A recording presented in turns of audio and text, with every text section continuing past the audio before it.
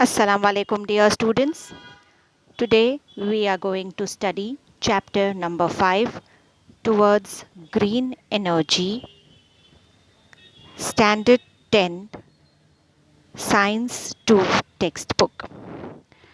Before we go into the depth of the chapter, let's revise what we already know about energy. So, what is energy? Energy is the capacity of a body to do work. So, in order to carry out any kind of work, we need energy. We all know it already that there are different forms of energy like mechanical energy, chemical energy, sound energy, light energy, heat energy, and electrical energy. The energy required to perform mechanical work is called mechanical energy. This mechanical energy is of two types: potential energy and kinetic energy. We have also learnt that these all these energies can be converted from one form to another, since the total energy in the universe always remains constant. Now let's understand the concept of generation of electrical energy. It was Michael Faraday who brought the principle of electromagnetic induction. Michael Faraday put forth that whenever a magnetic field around a conductor changes, a potential difference is generated across the conductor. There are two ways to generate the changes in the magnetic field around a conductor. One way is to keep the conductor stationary and rotate the magnet. Another way is to keep the magnet stationary and move the conductor. In both the cases, a potential difference is produced across the conductor, and the device which produces this electric power based on Michael Faraday's principle is called an electric generator. The electric generator converts mechanical energy into electric energy. In our country, India, wherever the power stations are located, all these power stations worked on this principle of Michael Faraday for electricity generation. Turbines are used to rotate the magnet and produce the current. As we can see here, turbines have blades. Either a liquid or steam or gas is directed on the blades of the turbine and rotates it, and thus the kinetic energy is generated. This turbine in turn is connected to the electric generator, and thus the magnet rotates and electricity is produced. Let's understand this principle of electromagnetic induction. Here we can see a magnet is placed around a conductor. To rotate the to rotate the conductor, a turbine is needed, and to run this turbine, an energy source is required.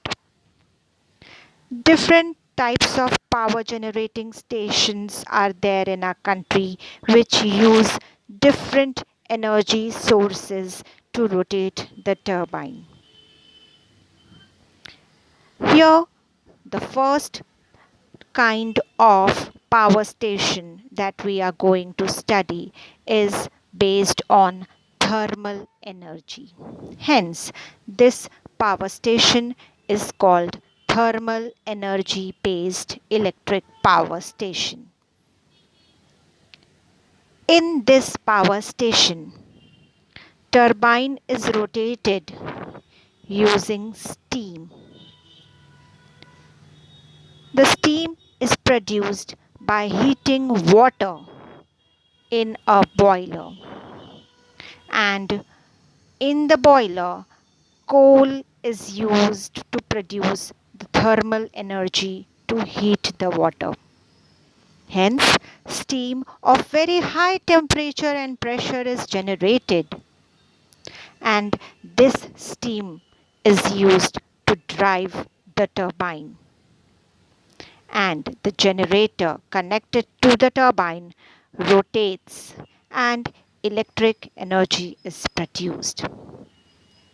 The steam which is released is converted back into water and is recirculated to the boiler. Energy conversion in thermal power plant.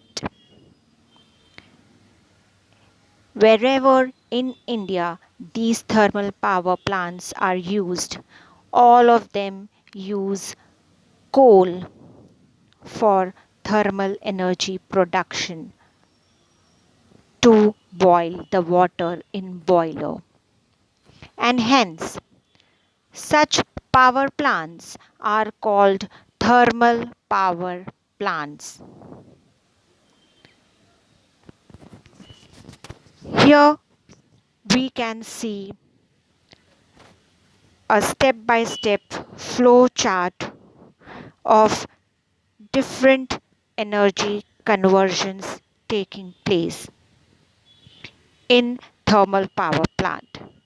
First of all, we can see that the chemical energy in coal is converted into thermal energy by which water is boiled. The steam produced has kinetic energy which is used to run the blades of the turbine, and this kinetic energy in turbine is then rotates the magnet and thus electric energy is produced. The boilers where the combustion of fuel takes place, there is a high tower which releases the gases in the atmosphere. There's a turbine which is used for rotation. There's a condenser where steam is converted back to water. And there is a cooling tower which absorbs the heat of the water and releases it to the atmosphere. Since this thermal power plant uses coal as its fuel, a lot of problems are created for the environment. Let's have a look at some of the problems faced by our environment because of these power plants. First of all, combustion of coal results in production of various greenhouse gases like carbon dioxide, nitrogen dioxide, sulfur dioxide, which causes air pollution. Another thing, incomplete combustion of fossil fuel leads to formation of carbon monoxide gas, which not only affects the environment but affects our health too. During combustion of coal, soot is formed. Thus, carbon particles are added to air and they cause respiratory problems. Large amount of coal is required to run this plant to boil the water and generate steam. This in turn leads to depletion of our coal reserves. Whenever there is lack of coal, the thermal power plant could also be shut down.